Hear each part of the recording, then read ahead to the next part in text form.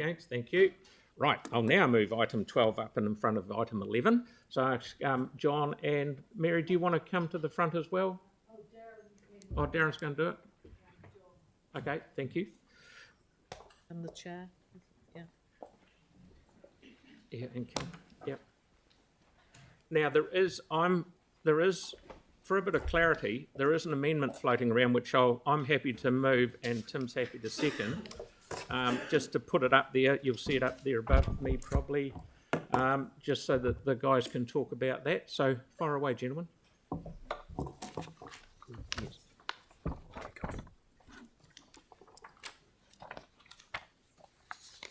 Bear with me just 1 second. Mm-hmm.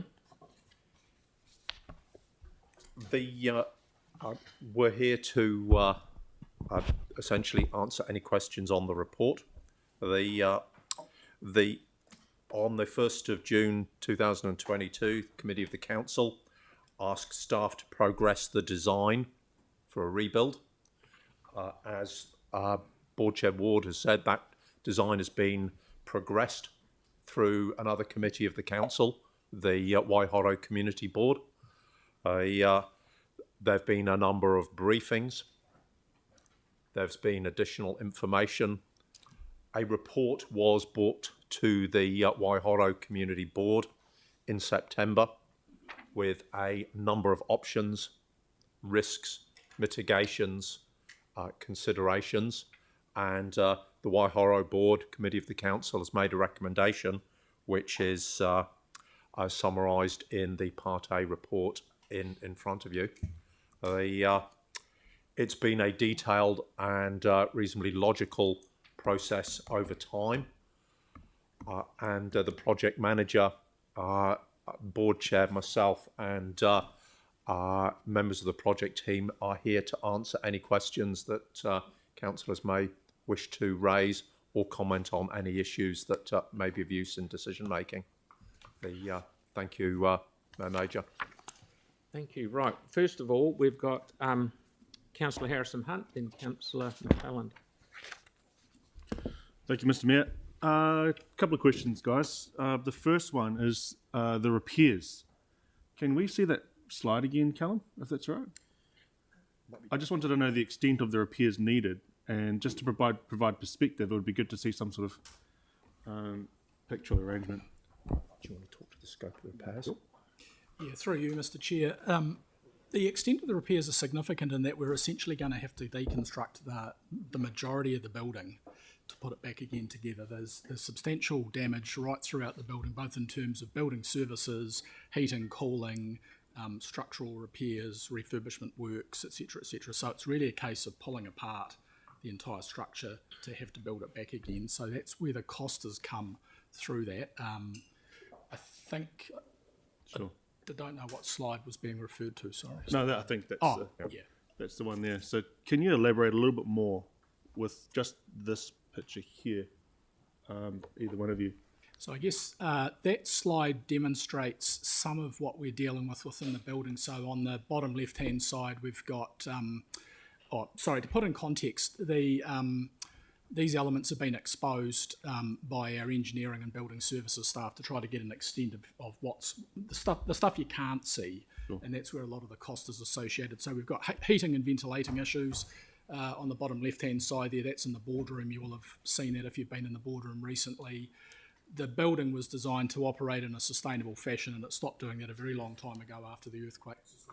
We've got obviously the temporary red bracing, which was put in to get the building back to 34% to take it outside of that earthquake safety threshold rating. So you can see there the existing bracing, some of the internal bracings, just updates to electrical systems.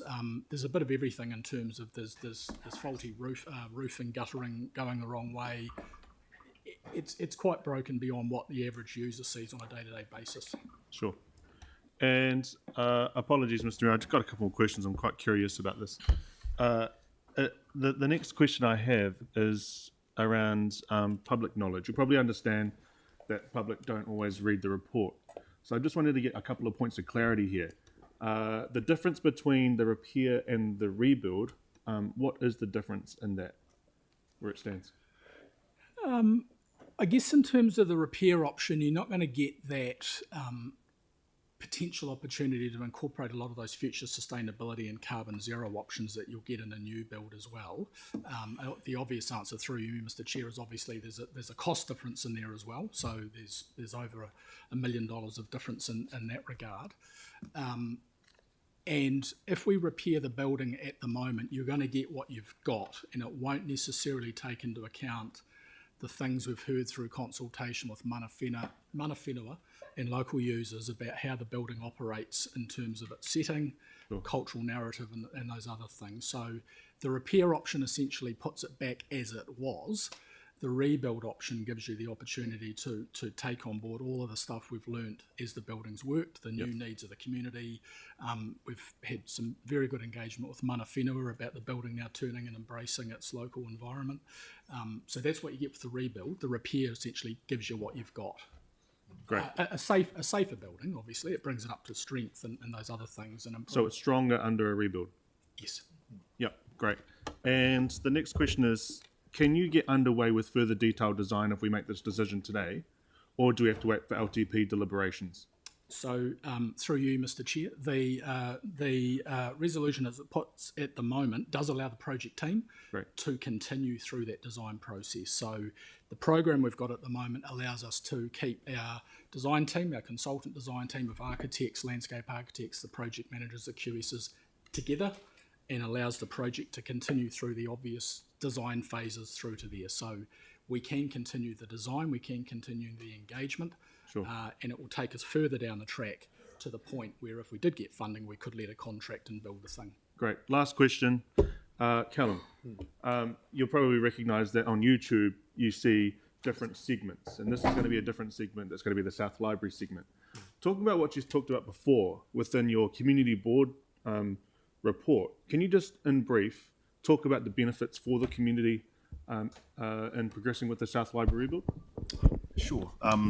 Yeah, just not to repeat myself too much, but essentially the building as it stands is currently inefficient and not ideal for people to use. It's the temperature control's broken. There's issues with sanitation, and the operating cost is higher as those sustainability elements that were originally designed were damaged in the earthquakes. So, you know, the opportunity here for a facility that's fit for purpose is one that the community is really, really excited about. You know, it's one of the most well-used facilities in the city. And yeah, we're excited to see some progress finally after 12 long years. So yeah. Great. Thank you very much, guys, and thank you, Mr. Mayor. Okay, Councillor McClelland. Just wanting to clarify the difference between the original wording and the new wording that's been put forward. Is the only difference, is my interpretation correct, that the only difference is that it's just softer in its wording around the $10 million? It's a little more explicit in the fact that it allows the project to continue to a point where council can make its decisions in the long-term plan on the future funding. So it's more explicit. Okay, Councillor Keogh. Yeah, couple of questions. One is, well, the first one is, why did the building fail? So it's a 2003 building. How many 2003 buildings failed in the quake? Through you, Mr. Chair, I can't answer that off the top of my head, sorry. I don't have that information in terms of the number of buildings that failed through there. And then the next question that the public should know is, why did it fail, a 2003 building, and where do the liabilities lie on that? And most engineers, designers and all that have indemnity insurance, and does that kick in? Yeah. Through you, Mayor Major, in the 2011 earthquake, the building remained intact, and our community and our staff and everyone else in the building got out safely. The questions on why buildings failed are beyond the scope of the report we're are presenting today. You know, we would have to go back and do a little bit more work and answer that question offline. Well, there is a lot of people across the city asking the question why a single-storey building built in 2003 under that code failed. Yeah. Again, through you, Major, it's the building has partially failed. It is currently in use, albeit patched. The consideration of this report is council's resolution to progress a rebuild, not an understanding why buildings of that nature at that time suffered in different ways through the earthquake. We're just not prepared or able to answer those questions in the context of this report in the moment. Thank you. Councillor Templeton. Thanks so much. One thing that's concerning me somewhat is the lack of certainty still for the community. So we have had previous decisions on this one where we looked at, yep, go ahead with the rebuild, bring us back the options, those kind of things. The original recommendations, staff recommendations in the agenda that came through the community board, both approved the rebuild and approved the funding, noting that the funding, like anything, would need to be, any facility would need to be confirmed. The current proposed ones, and your comment just before, Darren, about if we get the funding, are both less certain than that for the community. And I'm wondering if the original recommendations would give the most certainty to staff for the go-ahead of the project, rather than the what seems like watered-down resolutions on the screen. Yeah. Again, through you, Mayor Major, the intent of the amended resolution is to perhaps make it clearer that the total project budget currently predicted, we can all read, will need to be confirmed. And funding will need to be confirmed in the long-term plan, which is similar but maybe not as explicit in the resolution that the board passed, which also made it very clear that the funding will need to be confirmed in the long-term plan. So I think this resolution is answering the request for clarity and succinctness.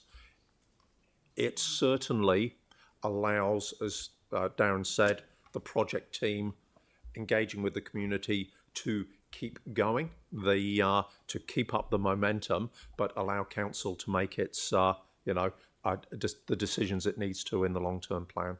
Yeah, so I just noticed that a couple of other large projects that council has, capital projects that council's approved in the last couple of years, we've had decisions where we have approved both the project going ahead, maybe with a different scope, so adding the 5,000 seats for Te Kaha, for example, and we approved the new budget, added $50 million then, and that was outside of the long-term plan confirmation. And because we were told that we needed to do that to give certainty for the project to go ahead, so that we didn't risk cost escalations and a range of things there. And I'm wondering, so the staff recommendation specifies the dollar amount and says go ahead, and notes that yes, LTP stuff happens, like the stadium one did. This doesn't seem to be the same as that. I will attempt an answer from my recollection, and I wasn't involved directly with Te Kaha. The council's decision on that was accompanied by a special consultative procedure. No, the $150 million was, but not the original $50 million boost to add 5,000 seats. That was completely a decision of council with no consultation. In which case, the project team can only reiterate the advice to the previous question that this is a slightly simplified and more explicit version of the board resolution requiring the confirmation of funding in the long-term plan. Yeah. So I'd like to foreshadow the original staff recommendation, so that it gets more clarity, that it actually specifies and approves the budget. Someone else might like to propose an amendment to add the specific dollar value and stuff in there. Hang on a minute. Hang on, we'll go through what we've got. Councillor Scandrick, if you want a question, Polly? Do you want a question, Councillor Scandrick? Yeah, but thank you. Just going forward with any project that we do, we scrutinise as we go through with QSs and other professionals the budgets, so that is continually looked at and questioned as we go through. So it's not just a sign-off, it's actually a whole process, as we have done with Turanga, with every building that we look at, irrelevant as its size or its scope or relative importance to other communities rather than the own. So that's a common process that we do right through. Yes, correct. Okay, so the other question, so with regards to, and I can't think of too many buildings that were built in 2003 next to a river, an old hail site, which is an old dump site, so maybe that had something to do with it. Well, why not? We've got, so thanks. Yeah, it's really appreciated. So with regards to that, so we are using the old floor plan, so we do not go into the hail site. So there is always a cost to that, isn't there? Through you, Mr. Chair, yes, correct. That was one of the objectives, was around both twofold, reducing the risk of moving into that hail site, but also the carbon zero effect of essentially keeping that concrete and all the carbon within the site, and therefore the cost of demolition of the building also reduces because you're not having to cart all that material off site as well. Right, thank you. Councillor Johansson. Yeah, thank you. Have we had a briefing on this with this report? The board, which was delegated with responsibility for governance of this project, received multiple briefings on this report. We haven't as a council. Yes, we have. Yeah. When Yes, do actually, we yes, have that that's right. I know which. Yeah. Two, I think. Yeah. The from memory, through you, Major, there've been a couple of briefings. The last briefing outlined the process, the report, and prompted the detailed explanation of the project increase in costs, which was put on the Big Tin Can recently. So that there have been a number of briefings. Can I just ask, in terms of why the decision was made to go to IL3? So what was the original design of the building in terms of what IL level, and why has the decision been made to go to IL3? Unlike other facilities like Fendleton, which has a capacity of 300, which is IL2. And what's the cost difference in rebuilding or repairing to IL2 versus IL3? I'll just get Lynn to the table for that. I'll just. Is there any point to that? Absolutely, I got the same question. I mean, this makes a big difference. IL2, IL3, or IL4 is, and most people around the table don't understand it. So a clear explanation would be very handy. If we can just, through you, Mr. Chair, hold on for 30 seconds. I'll get our project manager to come through and. Okay. Raised in the informal, if we could get the costs around this.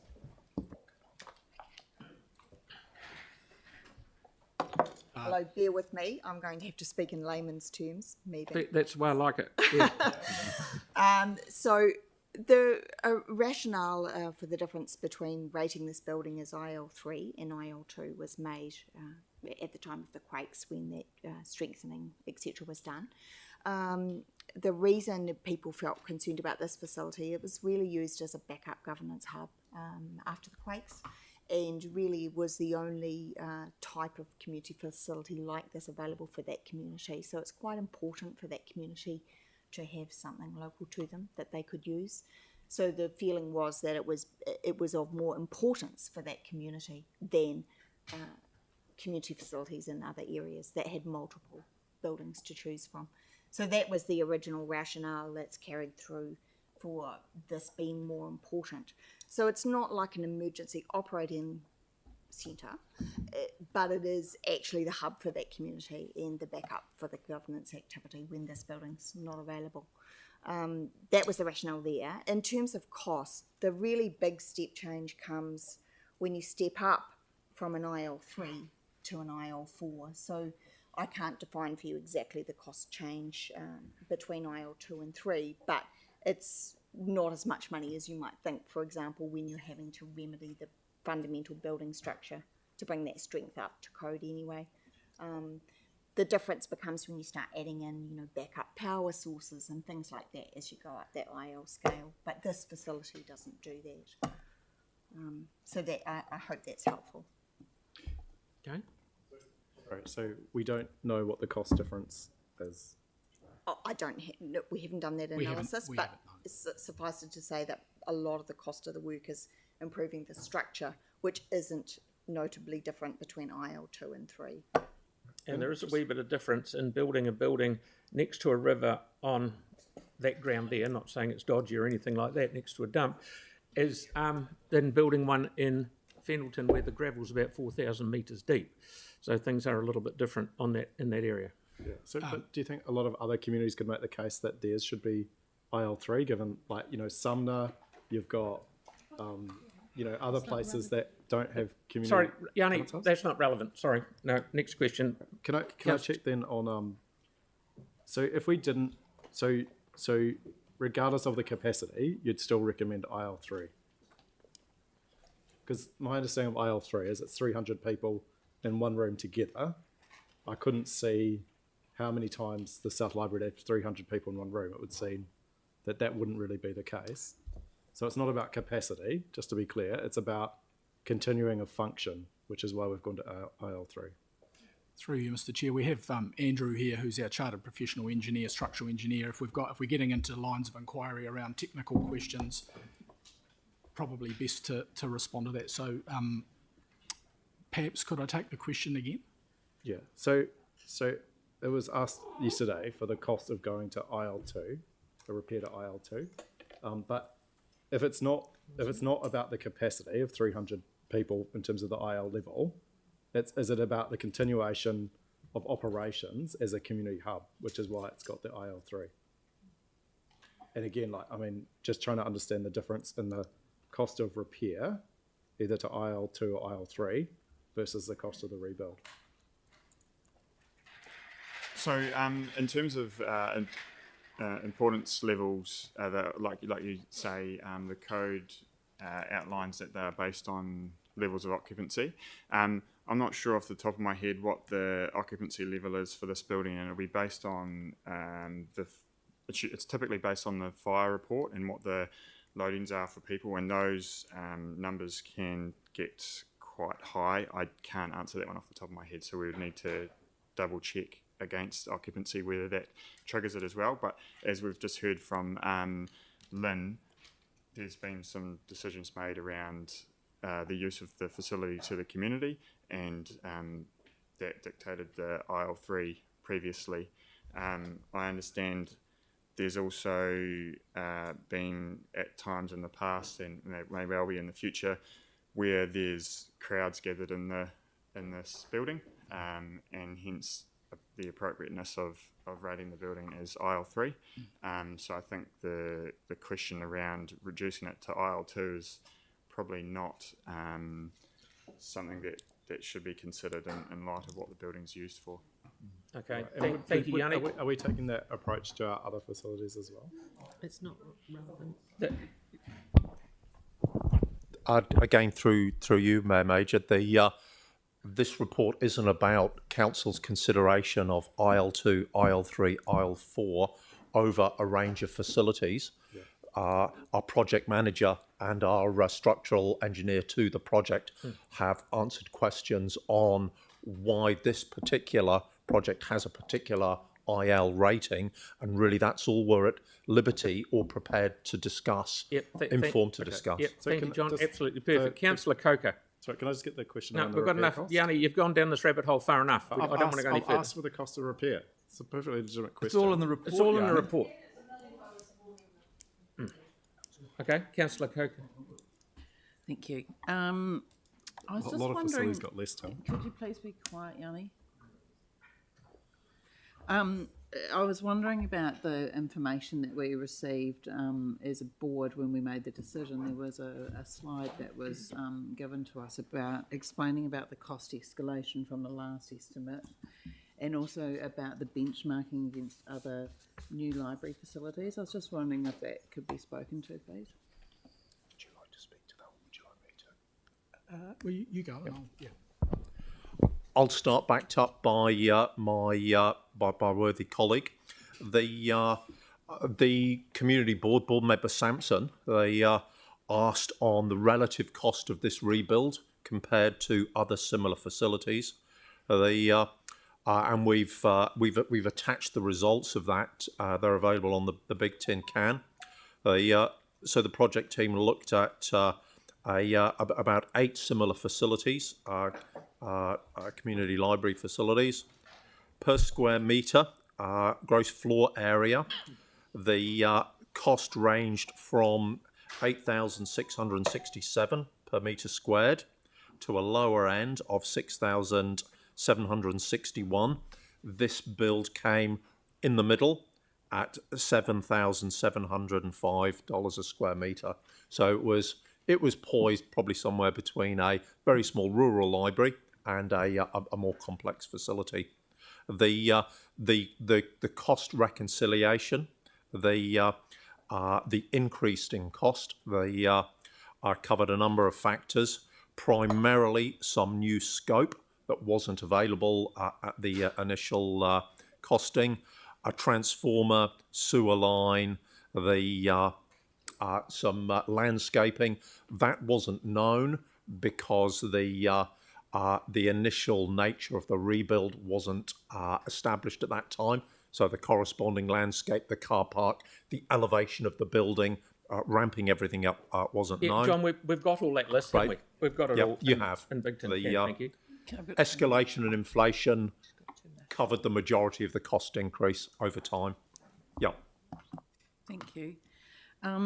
And I was wondering, in this new resolution, unlike the previous one, doesn't note an anticipated opening date. So I was wondering, is the opening date still anticipated to be December 2026? And why is that not included here? Through you, Mr. Chair. Yes, absolutely. There's no change to the program date at the moment.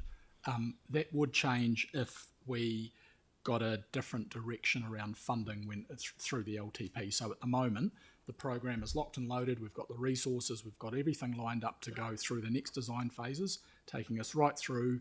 The funding comes in at the right time. We continue into the market.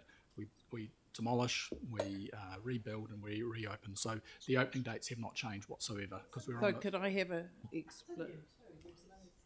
It does not say the anticipated opening date in there. Is there a reason why that's not in this new resolution? No, it could be.